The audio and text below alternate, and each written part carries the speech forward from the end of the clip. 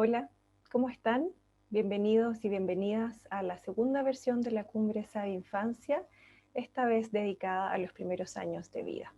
En esta oportunidad vamos a conversar con un invitado de lujo. Bienvenido Esteban Gómez de la Fundación América por la Infancia. Muchas gracias por la invitación, Pamela. Gracias a ti, Esteban, por aceptar ser parte de esta iniciativa que creamos entre todos para el cuidado de la infancia. Entonces les voy a presentar a Esteban. Esteban Gómez es doctor en psicología, fundador y director ejecutivo de la Fundación América por la Infancia, autor principal del modelo Odisea de evaluación e intervención en parentalidad, apego y desarrollo socioemocional. Es también asesor de políticas públicas de infancia en Latinoamérica. Entonces, el tema que vamos hoy día a revisar con Esteban es buenos tratos a la infancia, del trauma complejo a la salud mental. Entonces, Esteban, ¿a qué te refieres cuando hablas de transitar desde el trauma complejo a la salud mental? Es uno de los mayores desafíos de nuestra época. Nosotros hemos nacido y crecido en una cultura de los malos tratos. Es una cultura que tiene normalizada y legitimada la violencia en las relaciones humanas, la violencia como mecanismo para resolver nuestras diferencias, la violencia como forma de educar y enseñar. Está tan enquistada en nuestra sociedad que no lo vemos, y esto ha generado efectos devastadores en la salud mental, eh, por supuesto que de los adultos, pero hoy nos estamos dando cuenta, en estos últimos 20, 30 años, por primera vez en la historia de la humanidad nos estamos dando cuenta de cuánto hemos y estamos dañando a los niños y niñas desde muy, muy temprano, desde el inicio mismo del desarrollo. Y los efectos de ese daño es lo que hoy día se llama trauma complejo. Y dado que estamos entendiendo que eso existe, dado que estamos comprendiendo la extensión de esta problemática, es que empezamos a tomar conciencia en los últimos 20 años que probablemente el mayor desafío del siglo XXI va a ser sanar las heridas de esa violencia naturalizada, esa violencia extendida, para transitar de una cultura de los malos tratos a una cultura de los malos tratos y de los efectos de esa cultura, entendidos como trauma complejo, a la posibilidad de la salud mental en la población. Entonces la pregunta de fondo es cómo tomamos todas estas heridas que llamamos trauma complejo y las hacemos transitar hacia la salud mental. Y la respuesta a esa pregunta parece estar en una pregunta más profunda todavía, que es cómo transformamos la cultura de malos tratos por una cultura de buenos tratos a la infancia. Ahora, a nivel mucho más como individual de la persona misma, el desafío es cómo lograr reconocer el sufrimiento crónico que esa persona ha cargado durante toda su vida. Cómo reconocer el sufrimiento crónico que está viviendo ese niño hoy, ese joven hoy, ese adulto hoy a partir de toda una historia. La complejidad de esto es que cuando quieres transformar el trauma complejo en salud mental, no basta únicamente con poner foco en el niño, en la niña, en el bebé, sino que tienes que ir a mirar al adulto, que es la figura principal de cuidado, protección, de apego de ese niño, eh, y trabajar con las heridas en ese adulto también, porque los problemas de trauma complejo que estamos viendo en ese bebé provienen del vínculo con esa persona que no sabe cómo cuidarlo, cómo tratarlo con buenos tratos. Y antes nos enojábamos mucho con ese adulto. Hoy estamos entendiendo que ese adulto también es una víctima de una historia. Y es un adulto que hay una razón por la cual está tratando de esa forma tan violenta y dañina a ese niño. Y es que nadie puede ofrecer lo que no se le dio en su propia historia. Entonces, hoy día entendemos que si queremos realmente transformar los malos tratos a la infancia, tenemos que trabajar con ese adulto que hoy maltrata a ese niño, no desde la rabia, no desde el apuntar con el dedo, el perseguir, el cuestionar, el castigar, sino que desde una visión mucho más amable y compasiva, una visión que comprende la historia, una historia transgeneracional de trauma complejo y malos tratos. Entonces es un desafío que nos convoca a todos, no solo al terapeuta propiamente tal que está en el caso, sino que a una amplia red, a una comunidad de buenos tratos que tiene que sostener el compromiso con el cambio, porque una cosa es que un terapeuta adquiera las herramientas y el conocimiento, y eso es lo que estamos hablando hoy día, qué conocimientos tiene que tener ese terapeuta para ponerse a disposición de un proceso de cambio que va del trauma a la resiliencia, pero la posibilidad de sostener ese cambio va más allá de ese terapeuta. No es algo que una sola persona pueda hacerse cargo, es algo que una red amplia, ¿eh? Un sistema que se compromete con el compromiso hacia los buenos tratos, tiene que poder sostener. Y por eso hablamos de comunidades sensibles, comunidades mentalizantes, comunidades de buenos tratos. Esteban, antes de que podamos indagar en cómo podría ocurrir esta transformación y hacia dónde queremos ir, volvamos un poco a las bases del trauma complejo. ¿Cómo se genera un trauma complejo? ¿Por qué se genera? Bien, esa es una pregunta clave, Pamela, porque tiene varias complejidades que hay que ir resolviendo. La primera es diferenciar entre lo que es un evento potencialmente traumático y la experiencia traumática en sí, aquella que va a empezar a configurar el fenómeno del trauma complejo. Porque las personas vivimos muchos eventos, nos ocurren cosas, pero no siempre quedamos dañados. Entonces, es esa constatación de que frente al mismo evento, no todas las personas quedan con daño. Todas pueden sufrir, pero sufrir no es lo mismo que quedar con un daño. Entonces, ¿qué hace la diferencia? Y hoy día sabemos que hay eventos muy dolorosos, hay eventos difíciles que nos toca vivir, pero no necesariamente van a producir trauma. Son eventos que nos producen dolor, nos producen sufrimiento, generan estrés, pero no necesariamente es lo que hoy día llamamos estrés tóxico. ¿Qué hace la diferencia entre que un sufrimiento, un dolor, nos deje un mal sabor en la boca versus que camina hacia el trauma? Y lo que hoy día sabemos es que el punto clave es si pudiste contar con una figura de apego que actuara como un regulador psicobiológico de la experiencia, o sea, alguien que te ayudara a procesar ese sufrimiento, a metabolizar el dolor y a seguir adelante. Integrando el dolor incluso como fuente de sabiduría. Puede ser que ese sufrimiento te haga crecer. Si hay alguien ahí que te dice, estoy a tu lado, te estoy acompañando, te ayuda a pensar, a procesar, a poner en palabras la experiencia, es muy distinto el destino de ese sufrimiento que cuando esa figura no está presente, o está presente pero no está disponible, o en el peor de los escenarios, el sufrimiento proviene de esa figura, que ese es el peor de los escenarios y es ese el que generalmente va a decantar en lo que llamamos trauma complejo. Entonces, el niño, la niña tiene una experiencia de dolor, de sufrimiento, va a acudir a su figura de apego en busca de esa regulación, de esa comprensión de lo que está viviendo. Si esa figura es sensible, es respetuosa, es bien tratante y acompaña ese sufrimiento, lo reconoce, lo acompaña, le ayuda a nombrarlo, a elaborarlo, a sostenerlo, no va a quedar una huella de trauma complejo. Pero si esa figura de apego es el origen de ese dolor y sufrimiento y no solo no lo regula, sino que lo incrementa, entonces lo que vamos a ver es una trayectoria que empieza a caminar hacia trauma complejo. ¿Por qué? ¿Por qué pasa eso? Porque lo que el niño está experimentando en ese momento son emociones sumamente abrumadoras. ¿Sí? Está experimentando sensaciones que sobrepasan su capacidad de manejo, de comprensión. La figura de apego falla en su función principal, que es actuar como un regulador psicobiológico. La regulación tiene elementos psíquicos y tiene elementos corporales. Hay sí, elementos hormonales, elementos de temperatura, elementos de ritmo que también tienen que ser regulados. Todos esos niveles de la regulación fallan. La inseguridad emocional que el niño está sintiendo no se cierra, no retorna a la seguridad, sino que se mantiene crónica. Y ese niño se mantiene inseguro y se mantiene inseguro y se mantiene inseguro. Y entonces sus sistemas defensivos, aquellos que le dicen estás en peligro, no se pueden clausurar, no hay clausura del sistema defensivo. El niño sigue permanentemente en alerta, hiperalerta, me puedo morir un día tras otro, tras otro.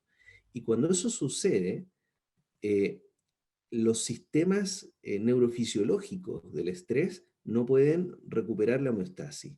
Y el estrés y todas sus hormonas del estrés empiezan a ser neurotóxicas. Empieza a haber un daño, no solo en las redes neurales, sino que un daño en distintos órganos del cuerpo. Esto impacta múltiples órganos del cuerpo. Hay un autor que se llama Van der Kolk, tiene un libro que se llama El cuerpo lleva la cuenta, The Body Keeps the Score, que nos muestra cómo el trauma va dañando distintos órganos del cuerpo. Es un daño que impacta la totalidad del organismo, ¿sí? Pero no es solo que haya habido un problema en las regulaciones neurofisiológicas del estrés, sino que además esa experiencia que estoy sintiendo de estar en constante peligro y amenaza, me puedo morir, no logra ser puesto en palabras. Y ese es el otro problema que ocurre en el trauma complejo, que es que no se logra elaborar una narrativa coherente, una narrativa integrada de aquello que estoy viviendo. Imagínate cómo un bebé sin lenguaje procesa ese terror sin nombre, esa paradoja de que mi madre que debería cuidarme, mi padre que debería amarme, me está produciendo dolor, me está produciendo un miedo, un terror, y no tengo palabras para construir una narrativa de lo que estoy viviendo. Es un terror sin nombre, una paradoja sin solución, como la han nombrado los autores en este campo. Ahora, si es un niño más grande y tiene algunas palabras, tiene algún lenguaje, bueno, nadie lo acompañó a construir un relato de lo que vivió. Y el que priven la posibilidad de construir relato de lo que viví hace que este terror sin nombre quede flotando permanentemente y la estructura mental no logra organizar la experiencia. Entonces, esa experiencia se vuelve una experiencia tóxica, fragmentada.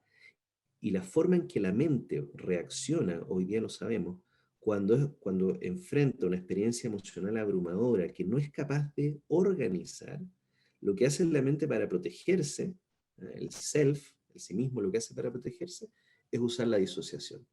Y entonces rompe la continuidad, toma esta experiencia, este terror sin nombre, y lo separa, lo deja separado. Y al hacer eso, se vuelve inaccesible para la persona.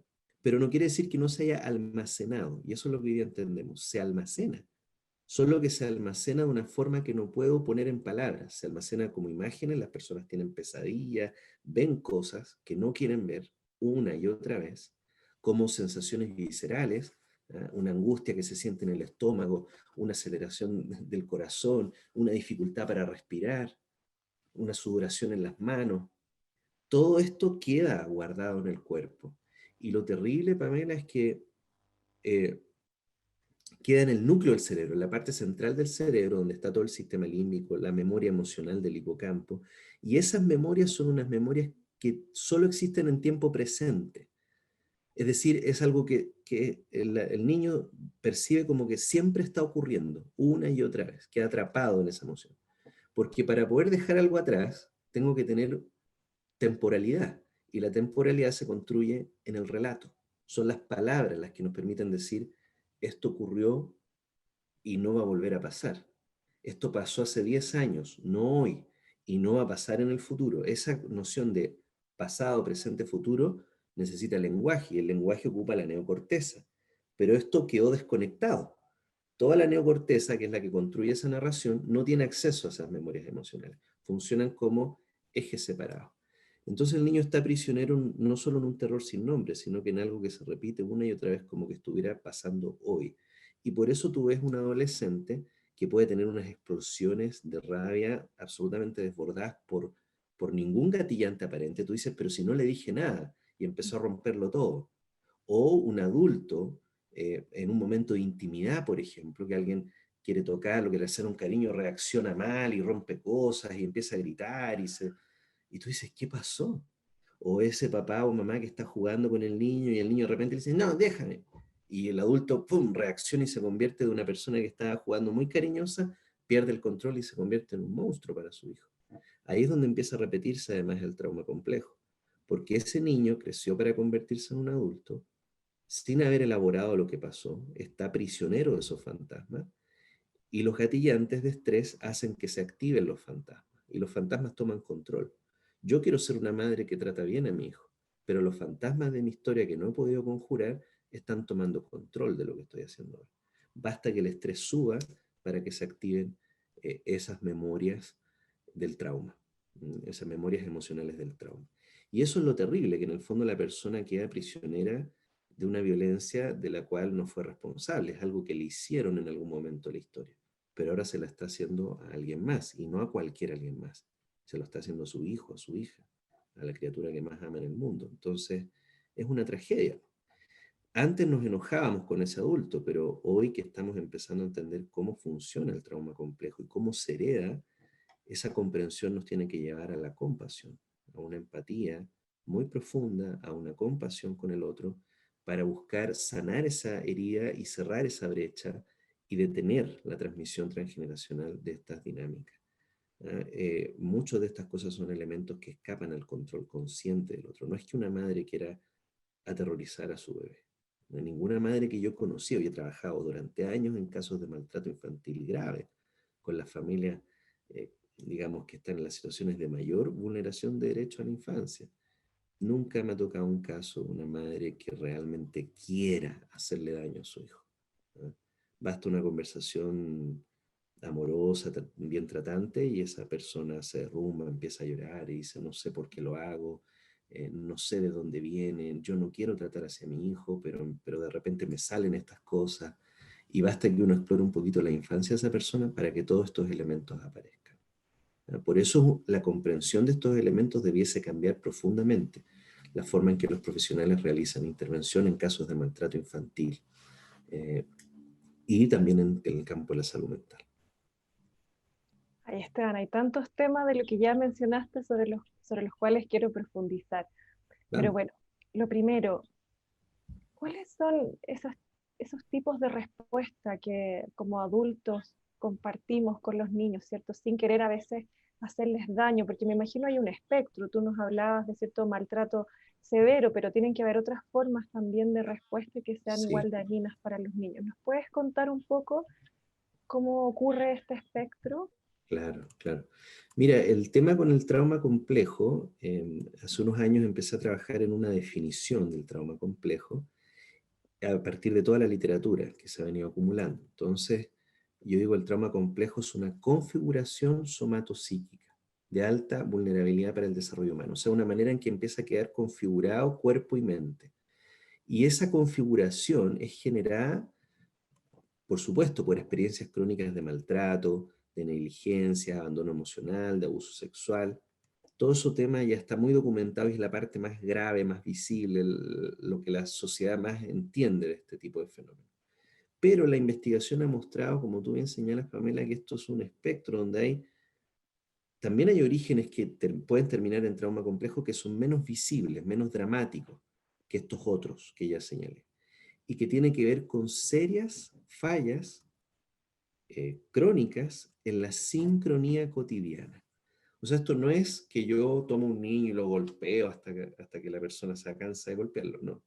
Esto es que la sincronía se rompe y no se repara. ¿Qué es la sincronía? La sincronía es una propiedad que empezaron a investigar Colin Trevartin, Edward Tronick, y particularmente yo sigo mucho a Ruth Feldman, que es una autora muy reconocida en el campo de la sincronía, y que nos habla de esa danza de coordinación entre la figura de apego y el bebé, la madre y el bebé, el padre, el bebé, la abuela, la educadora de párvulos, que luego empieza a ser una figura muy importante en el desarrollo posterior de los niños. La sincronía es esa danza en que vamos buscando cómo coordinarnos, es un tema del tiempo, y el buen trato tiene un tempo, y el maltrato es una ruptura de ese tempo, ¿sí? Entonces, sincronía quiere decir que los tiempos del niño y del adulto se ajustan, los tiempos del bebé y del adulto se encuentran. Y esa coordinación de los ritmos, de gestualidad, de vocalización, de movimiento corporal, de mirada, de intenciones, de actividades, ese encuentro del ritmo produce una experiencia de buen trato y es terreno fértil para el desarrollo positivo de la infancia. Eh, Sin embargo, hay muchas fuentes que amenazan la sincronía. el estrés cotidiano es una amenaza constante a la sincronía. Estamos pensando en otra cosa, nos desincronizamos.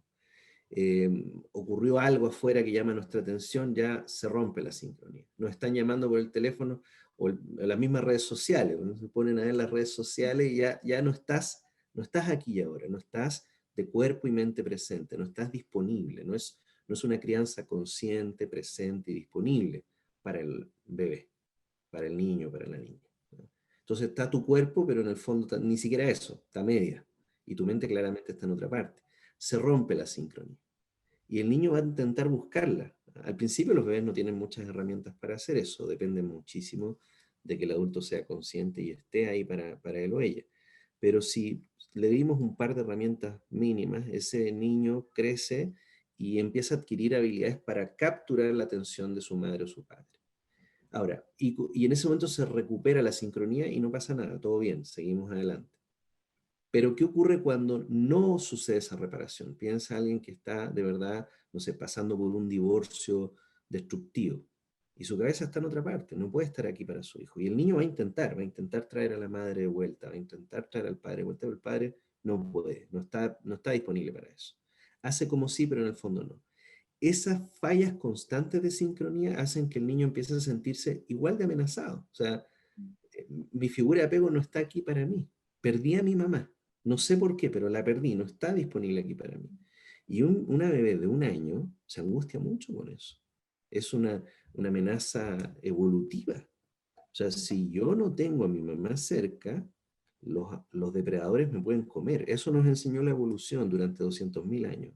Tenemos eso marcado en nuestro código genético. Mantente cerca de alguien que pueda cuidarte o te van a comer.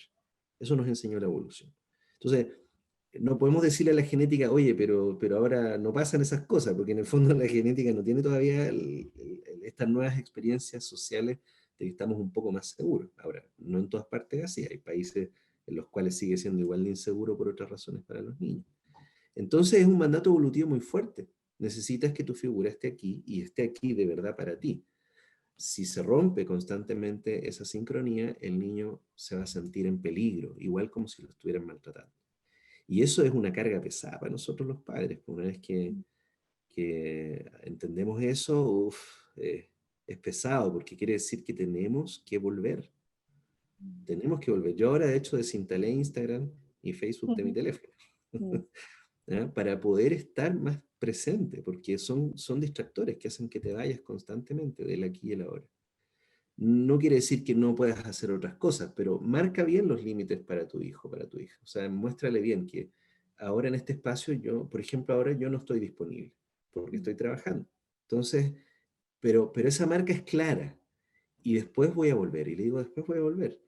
Y cumplo eso, vuelvo. Entonces el niño aprende a esperar, a dejar ese espacio y a esperar, porque va a volver. Pero si eso no sucede, ¿ah? Piensa en todos los casos de separaciones donde el padre deja al niño esperando y no llega a la visita una y otra vez, la angustia se dispara. Y eso también es origen, puede terminar en estas experiencias de sufrimiento relacional crónico. Ese es el punto central. Es un sufrimiento que no viene de hacerte una herida. Eso duele, pero no te deja traumatizado. Te puedes fracturar y no quedas con trauma complejo. El trauma complejo viene de un sufrimiento que se produce en un vínculo que te importa, un vínculo significativo, y es crónico. Es un sufrimiento relacional crónico que además no es reconocido, ni acogido, ni acompañado, ni resignificado por la ecología relacional del herido. O sea, las otras personas tampoco se dan cuenta que esto está pasando. La abuela, el tío, la tía, la pareja, no se dan cuenta, el hermano, no se dan cuenta, este niño está sufriendo en ese vínculo. ¿Ya? Y nadie reconoce eso, nadie lo ve. Entonces es un dolor que queda sin contención de la comunidad. Y los efectos, entonces, las señales que vemos en los niños es lo que se llama, en esta definición, yo propongo que son constelación de dificultades regulatorias y organizativas. O sea, no es que sea un síntoma en particular, es una constelación, o sea, un conjunto de dificultades en dos planos fundamentales, la regulación de las emociones y la organización de la vida psíquica. Y todos los trastornos que luego los psicólogos y psiquiatras van haciendo de los niños empiezan a recibir una categoría, otra, y empiezan un derrotero por un montón de profesionales, tratamientos. Pero en esa masa de diagnósticos que hoy día están disponibles, suele haber un ausente importante, que es que esos profesionales vayan a preguntar por la historia vincular. Mm. Si fueras a la historia vincular, te darías cuenta que todos esos síntomas tienen un origen común, que es este sufrimiento relacional crónico. Y que los dos elementos, los dos ejes que quedaron dañados es la regulación emocional, la posibilidad de que el niño regule sus emociones. ¿Y por qué le cuesta tanto regular sus emociones? Porque para poder llegar a regular las emociones alguien tiene que haberte regulado primero. ¿No? Son competencias que tenemos que desarrollar.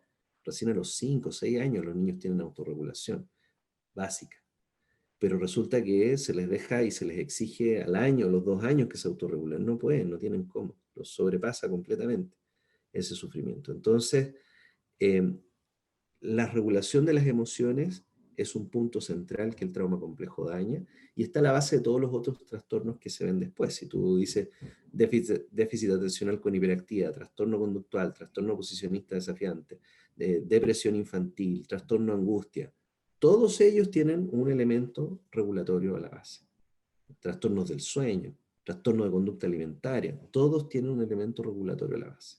Entonces, eso es lo que hay que cuidar, la regulación emocional.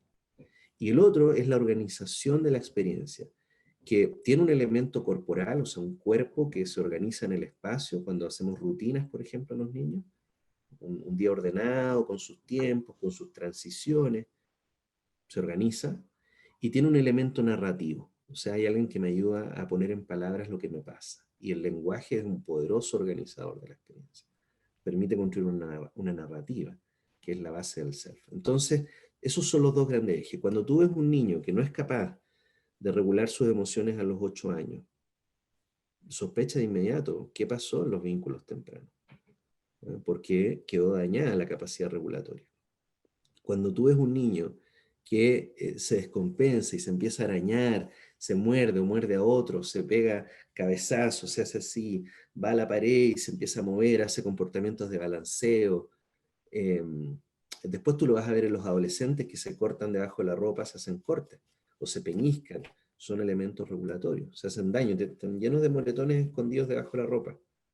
Y a veces es maltrato por un tercero y otras veces es que ellos mismos se infligen ese daño a sí mismos, como un intento de regular el sufrimiento. Todo eso proviene del trauma complejo. Todo eso son experiencias tempranas que no fueron reguladas. Y se va descarrilando el tren, o sea, se va haciendo cada vez más dañino y complejo el tema. Cuando tú ves un niño que no es capaz de poner en palabras lo que vivió, que no es capaz de identificar las emociones que está sintiendo, que como le falla el lenguaje empieza a gritar o a destruir cosas, sospecha de inmediato trauma complejo, porque es altamente probable que ese sea el origen de eso que tú estás viendo. Qué importante, Esteban, lo que también nos compartes respecto a la dificultad que tenemos como adultos para notar que eso está pasando, ¿cierto? Hay algunos de los ejemplos que nos compartiste que, claro, seguramente son un poco más evidentes, pero cosas sutiles, donde incluso a lo mejor no el núcleo inmediato, pero la abuela, tuviste ejemplos, ¿cierto? Tías, etcétera, que no noten. Entonces, cuando los niños son tan pequeños, ¿cuáles son esas cosas que deberíamos salir a buscar, o sea, no salir a buscar, pero estar atentos si es que ocurren? Son muy, muy pequeñitos, que a lo mejor sean señales más sutiles. O en caso de que tuviéramos duda, ¿a quién acudir o cuándo acudir a un especialista? Sí, yo creo que tu pregunta hace regresar al inicio, el tema de la cultura de los malos tratos. ¿Por qué nos cuesta tanto ver estas señales tempranas? Mm. Y es porque nuestros lentes, los lentes con los que miramos a la niñez y los comportamientos de los niños, son lentes que provienen de esa cultura de malos tratos. Mm. Las generaciones anteriores, si se caían y se hacían una herida fea en la rodilla, el autor decía, ya levántese, levántese, si no pasó nada, y tú sangrando, pero Sí. estoy sangrando, no, no, no, si no pasó nada, no pasó nada. Esa frase, no pasó nada, es como un descartar la experiencia que el otro está sintiendo. Es una cosa bien, bien, bien loca en el fondo, para un niño, que estoy sufriendo y le dicen, no, no, no, usted calladito, usted no sabe lo que sufre. O, a ver, a ver, a ver, a nadie le gustan los quejones. Entonces, cada vez que un niño quiere compartir el dolor, recibe de los adultos un un tapabocas. Y eso tiene que ver con la experiencia de los propios adultos en las que se les fue negada la posibilidad de compartir su sufrimiento con otros. No era bien recibido, no era bien recibido. Entonces, como un adulto al que nadie le reconoció su sufrimiento va a poder reconocer el sufrimiento de un niño? Creo que uno de los primeros pasos es que los adultos de hoy, esta generación de transición que estamos derrumbando los paradigmas heredados de maltrato, de violencia normalizada, vayamos a mirar nuestra propia historia. Conectemos con el niño que fuimos, con la niña que fuimos. Recordemos su vulnerabilidad, recordemos los momentos en que se sintió solo, sola, sin nadie que lo estuviese viendo. Creo que esa probablemente sea la manera más difícil, pero al mismo tiempo la más efectiva de que empecemos a ver. A ver, porque yo te puedo dar muchas señales, pero si ese adulto tiene los lentes heredados del maltrato, no va a haber ninguna, aunque las tenga al frente, porque no ha hecho el trabajo de empatía consigo mismo. O sea, el primer paso para poder empatizar con el niño es empatizar conmigo, con el niño que fui, con la niña que fui, con la pequeña Pamela. ¿Cómo fue la experiencia de la pequeña Pamela a los 5 años? ¿Qué le hizo falta? ¿Qué no fue escuchado? Y en la medida en que empiezas a hacer ese trabajo, que es un trabajo doloroso, es algo que duele, pero luego libera, tiene esas dos etapas, primero duele, después libera. Y cuando llegas a ese punto, miras a tu hijo y todo empieza a verse con mucha claridad, ya no lo ves como una manipulación que el niño está haciendo. Yo escucho muchísima gente hablar así, el niño está manipulando, que en el fondo lo hace para conseguir lo que quiere, y muchas veces lo que el niño está haciendo es expresar un dolor, un sufrimiento, pero no es visto como dolor, no conmueve, no conmueve a los adultos, ¿ah? Porque es visto como un problema conductual. Uno de los principales daños de la cultura del maltrato es que sanciona conductas como inaceptables sin preguntarse por su origen, sin preguntarse por el sentido de la conducta, o sea, por qué el niño está mostrando esa conducta. Entonces yo diría, todas las conductas que te generen molestia de tu hijo, para hacer como un heurístico, todo lo que te genera molestia intensa, atención, alerta. Hazte esa pregunta. Porque probablemente no estás haciendo el proceso de comprender el significado de la conducta. Te estás quedando con la molestia que te produce la conducta, con lo inaceptable que para ti es esa conducta, y generalmente la respuesta que se va a derivar de esa lógica es un castigo. Usted está castigado, se va a su pieza. Pero es que mamá, no quiero escuchar nada. Incluso lo decimos explícitamente. No quiero escuchar. Se va a su pieza. Pero es que yo quiero explicarte, no hay nada que explicar. Se va a su pieza. Y resulta que hay todo por explicar. Entonces yo, más que entrar en indicadores muy clínicos o sutiles, yo te diría que el primer paso es ese. Pregúntate por todo lo que te molesta de tu hijo, cuál es el origen. Luego, un segundo plano para los profesionales, que yo creo que ese segundo nivel tiene que ser conducido por profesionales, en términos preventivos, ¿sí? Que es que los profesionales de infancia tenemos que empezar a instalar, y lo estamos haciendo en muchas partes, sistemas de alerta temprana. Screening se dice en inglés, ¿cierto? Tamizaje. Que en el fondo es que les pasamos cuestionarios a los adultos, breves, simples, fáciles de comprender, en las salas de espera de los centros de salud, en las reuniones de apoderados, en los jardines infantiles o en los colegios, y les decimos, ¿nos pueden llenar estas pequeñas encuestas? Un par de preguntas. Y esos son indicadores que están ordenados. Y se le pide a los papás, ¿su hijo hace esto? ¿Lo ha visto hacer estas cosas? Y los papás van contestando. Y eso nos da, en ciertos casos nos da alertas, se disparan alertas. El ASQ, por ejemplo, es un cuestionario, el ASQS es un cuestionario de desarrollo socioemocional. SDQ, otro cuestionario que ve dificultades socioemocionales en los niños. Y tiene formatos para niños muy chiquitos, niños de más edad, hasta incluso hay algunos que llegan a la adolescencia. Permiten que uno pueda detectar en grandes cantidades de niños, puede decir, aquí están los niños que más necesitan apoyo. En la fundación apoyamos a Integra, que es una fundación gubernamental en el fondo, en Chile, que tiene toda una red de salas cunas y jardines infantiles en la región de Aysén, en Coyhaique. Con todas las salas cunas y jardines ocupamos este sistema. Y apareció que 1 de cada 3 niños estaban teniendo serias dificultades regulatorias y organizativas. 1 de cada 3. Y con lo que acabo de decir, ¿a qué nos debería alertar esto? Ya, no es que el niño no es capaz de regular sus emociones, eh, nosotros no usamos la palabra pataletas, pero las personas usan la palabra pataleta. Tiene pataletas muy intensas y no podemos calmarlo, tratamos de calmarlo y no se calma, en 10 minutos sigue llorando y no se regula, y tiene 3 años. Todas esas señales surgen como alerta, y salió que 1 de cada 3 niños estaba teniendo estas señales. O sea, es una cantidad brutal de niños. En Chile, si seguimos esa estadística, habría más de 1,5 millones de menores de 18 años. Piensa que toda la oferta programática de la red Sename permite cubrir 200.000. Y estamos diciendo que necesitaríamos cubrir 1,5 millones. O sea, estamos lejos de poder cubrir realmente la magnitud del problema. Y por eso se necesitan respuestas de muchos aristas. Desde el campo de la salud, la educación, la protección, el trabajo comunitario, la salud mental. Tener este marco común que nos dice a los padres, haz un trabajo con tu propia historia, sana lo que haya que sanar para que puedas mirar a tu hijo con ojos de buen trato. Y no con la mentalidad de la manipulación, ¿no? Y el control de la conducta inadecuada, sino que con una posición de mentalización, de preguntarte las razones de la conducta de tu hijo, el sentido de la conducta de tu hijo, ¿no? A nivel de los profesionales, necesitamos que se instalen estos sistemas de screening, porque mira lo que pasó en Aysén. Lo medimos una vez y aparecieron miles de niños que necesitan ayuda. Y a eso entonces van los profesionales y van donde esa familia y les ofrecen voluntariamente ayuda, ¿ah? Y resulta que la sorpresa es que la mayoría de los padres aceptan ayuda. Dicen, en verdad estoy desbordadísimo, porque eso que puse en el cuestionario pasa en mi vida todos los días.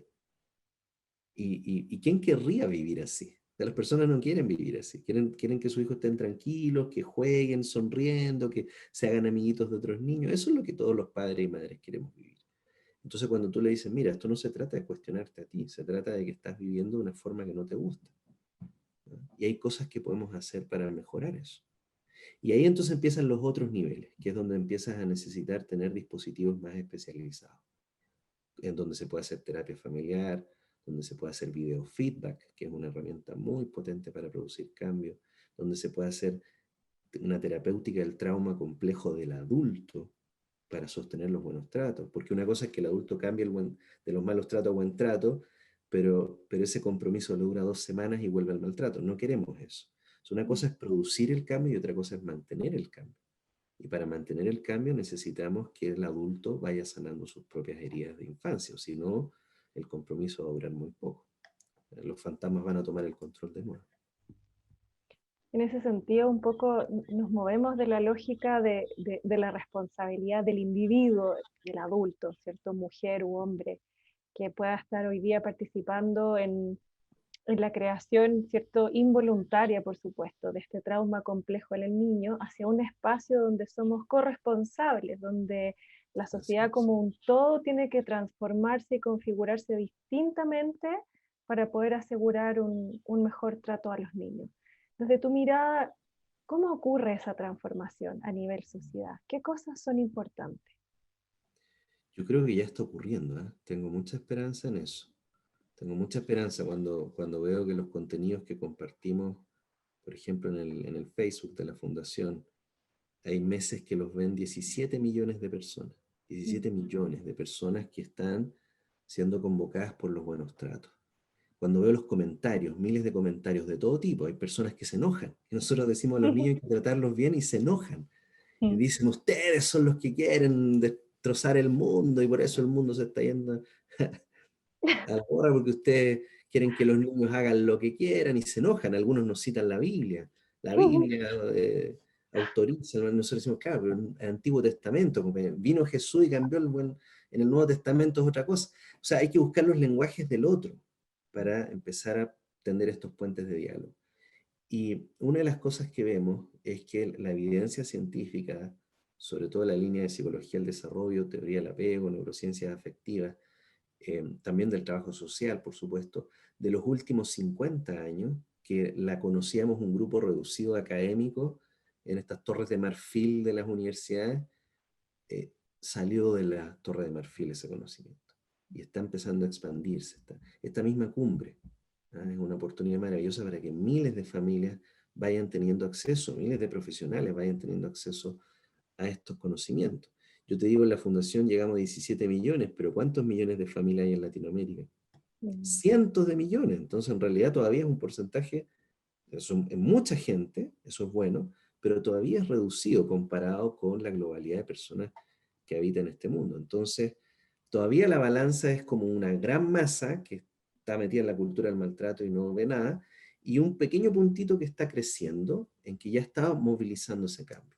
Entonces, lo primero que tiene que ocurrir es que el conocimiento científico sobre estos temas salga de las Torres de Marfil y llegue a la sociedad. Y para eso no es solo un trabajo de los académicos, se necesitan comunicadores sociales, se necesitan periodistas, se necesita un rol activo de los medios de comunicación, de las redes sociales, de los influencers, para que llegue a mucha gente estos temas.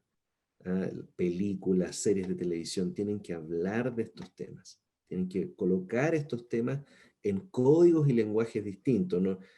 ¿Cuánta gente va a leer un paper científico publicado en Lancet o Developmental Science? Ya, solo por la barrera del idioma, del lenguaje científico y que hay que pagar para tener el paper, no lo leyó nadie. Entonces necesitamos que ese conocimiento salga de esas torres de marfil y se expanda como, por la sociedad. Eso ya está empezando a ocurrir, hay que seguir enfatizando eso. Lo segundo que tiene que ocurrir es que em, se formen profesionales en estos enfoques, que haya muchísimos profesionales que estudian, estudian, estudian y siguen estudiando, porque es muy complejo todo este territorio de conocimiento, que se especialicen en estos temas cada vez más y que estén disponibles en todos los territorios. No que en una comunidad de élite se goce de esos profesionales, que estén en los pueblitos más pequeños, y no solo psicólogos, sino que aquí el médico familiar del centro de salud tiene que saber de estos temas, porque es la voz autorizada, porque es el que hace los controles de salud de los niños, y esos son espacios. Entonces, necesitamos muchos profesionales multidisciplinariamente formados en estos temas. Tienen un nombre en inglés que es sistemas informados por trauma. O sea, son sistemas que son sensibles a este conocimiento y que hacen adaptaciones para poder no solo, digamos, detectarlo, sino que poder ser eh, ecologías favorecedoras de la resiliencia de estas personas heridas.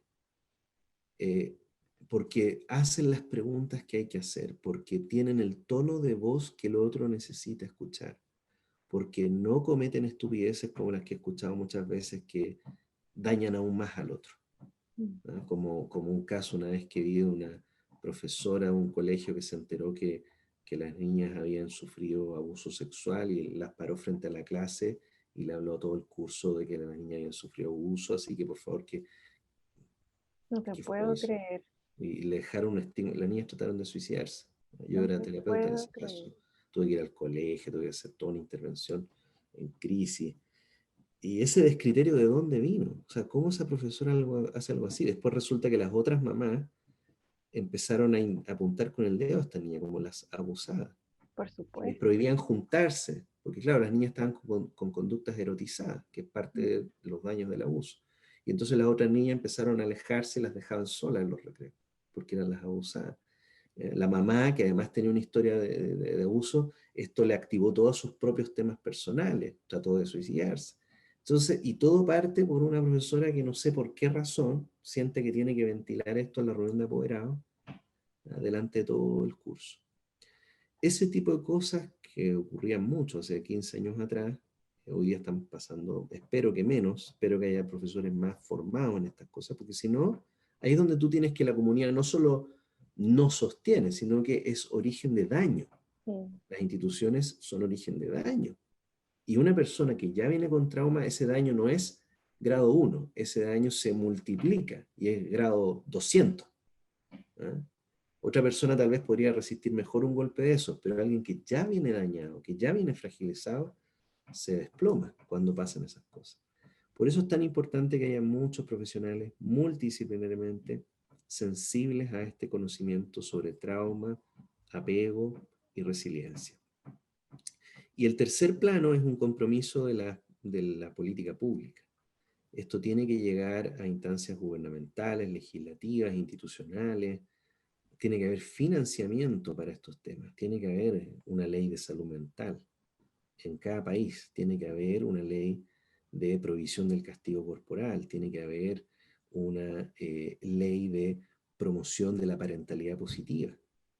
O sea, que lo toques de distintos niveles. Por un lado, cambiando la manera en que criamos a nuestros hijos para que deje de ser basado en una cultura de maltrato, de control de la conducta, de uso del miedo y el castigo como herramienta de socialización, hacia una cultura de buen trato. Ese cambio de paradigma en la crianza es clave.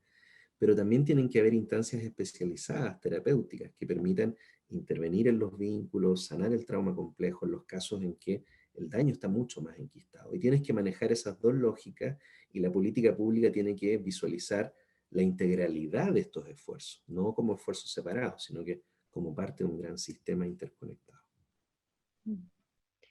Esteban, para ir cerrando, volvamos un poco a lo que ocurre en el hogar. ¿Qué puede hacer la familia? ¿Qué tipo de mecanismos puede activar a nivel sistémico para que el niño o la niña se sienta más seguro, segura, pueda ser más resiliente, tenga confianza en sí mismo, en el entorno, etcétera? Mm. Esa es una pregunta preciosa porque es la que nos lleva hacia la esperanza, Mm, ¿cierto? De que esto se puede cambiar. Eh, no es una esperanza ingenua. Hoy día tenemos mucha investigación que dice que sí se puede mejorar.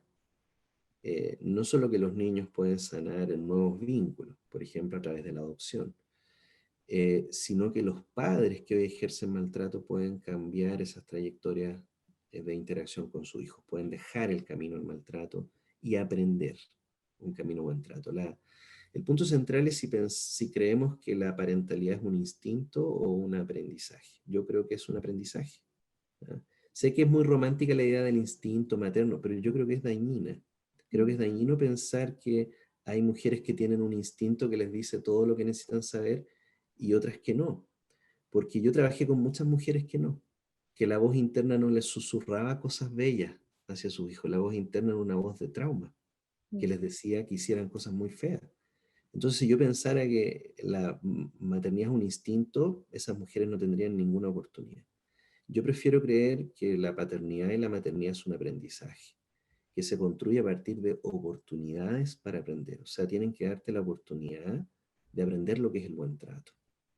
Entonces, eh, ¿qué pueden hacer las familias que hoy ven a un niño con los efectos del trauma complejo y que están involucradas en dinámicas de malos tratos hacia sus hijos, incluso ocasionales?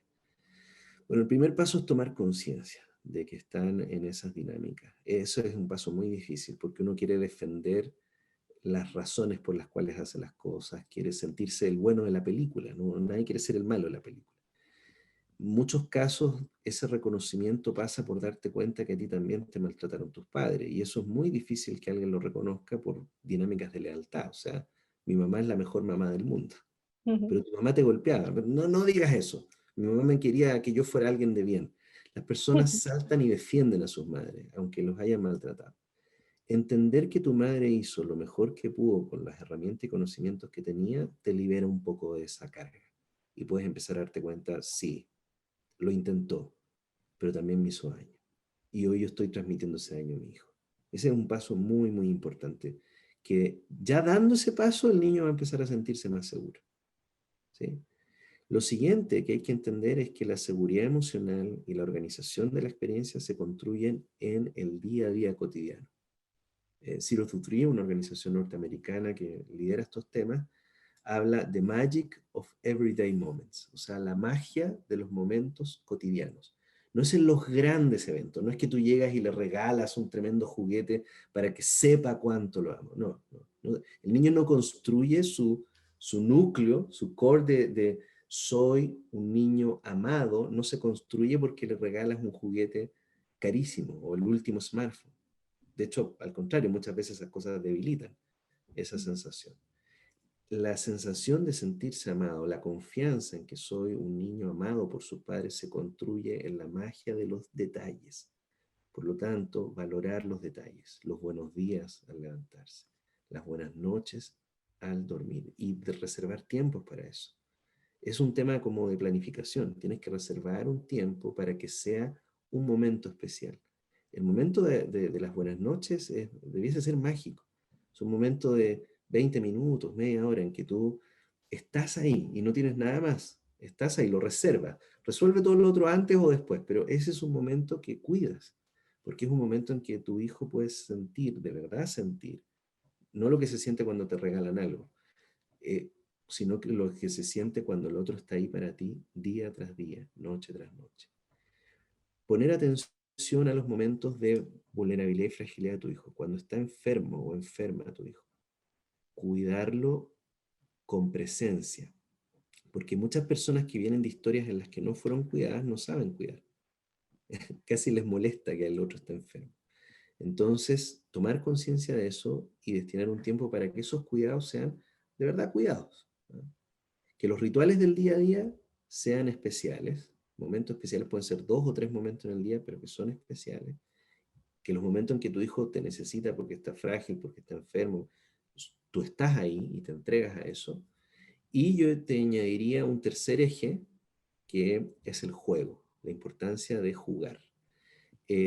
En nuestras propias investigaciones con María Angélica Clarenco, por ejemplo, descubrimos que en contextos de mucha adversidad socioeconómica, las familias que jugaban con bebés de entre 0 y 3 años tenían 20 veces más probabilidades de ser resilientes, de salir adelante a pesar de esa adversidad. Jugar parece ser un mecanismo protector fundamental de la infancia. No que los niños jueguen solo, eso también es importante, y crear las condiciones de seguridad para que eso ocurra, sino que jugar con tu hijo. Y ahí lo que nos hemos topado, Pamela, y con esto voy terminando, es que muchísimas personas nos dicen que no saben qué hacer. Mm. Parece algo tan simple, pero las primeras veces que yo empecé a hacer video feedback y les decía, ok, los vamos a grabar, jueguen como les nazca hacerlo. Y las mamás se quedaban así con los juguetes en la mano y decían, ¿y qué hago ahora? Y yo, juega. No sé qué hacer. No sé cómo jugar, me siento incómodo, no me nace. Y nos dimos cuenta lo impresionante que es que cuántas mamás, quiero enfatizar esto porque en el fondo las madres son las que se han llevado esta carga, cuántas mamás les robaron la niñez muy temprano las hicieron crecer, les dieron responsabilidades de cuidar a otros. Y no pudieron ser niñas, no pudieron jugar en su niñez. Y hoy que son madres, lo único que como que saben hacer es resolver las cosas cotidianas, de tareas cotidianas, pero no jugar, no disfrutar en el vínculo. Entonces la crianza es una carga, porque no hay disfrute, no hay espacio de disfrute.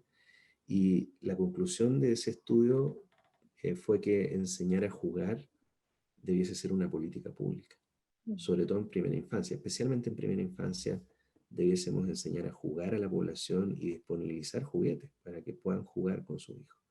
Porque si hay algo que sana el vínculo es dejar de lado las experiencias de sufrimiento relacional crónico para reemplazarlas por el disfrute en la interacción. Ahora, alguien tiene que enseñarte a dar ese paso. Por eso cierro con esa idea que tú enfatizaste. Este cambio de los malos tratos a los buenos tratos en la crianza es un esfuerzo colectivo, de toda una comunidad. No es una aventura individual, es un esfuerzo colectivo. Oye, Esteban, qué maravillosa conferencia. Agradecerte enormemente por tu conocimiento, tu sabiduría, por ofrecernos esta mirada desde el núcleo más pequeñito hasta el macro, la sociedad, realmente maravilloso. Bueno, si les gustó esta conversación tanto como a mí, recuerden que en esta misma página pueden conocer más sobre Esteban, sobre la Fundación América para la Infancia, para que los sigan en las redes sociales. Van a ver que tienen un montón de contenido bello, bello para mantenerse actualizados, informados de lo que está ocurriendo. Recordarles que la invitación que estamos haciendo a través de la cumbre es justamente a que construyamos el mejor comienzo para los niños, niñas y niñas. Y con eso me despido, Esteban. Muchas gracias nuevamente y nos vemos en una próxima conferencia. Chao, chao.